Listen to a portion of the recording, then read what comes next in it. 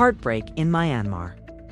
The death toll from the devastating recent earthquake has tragically climbed past 3,100 as rescue workers continue the grim task of recovering bodies from the rubble.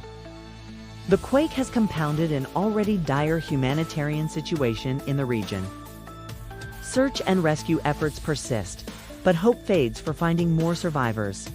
International aid agencies are mobilizing to provide essential support, shelter, food, water, and medical care to the thousands left injured, homeless, and traumatized by this natural disaster. The road to recovery will be long and difficult. Please like, subscribe, and see links below for amazing online offers.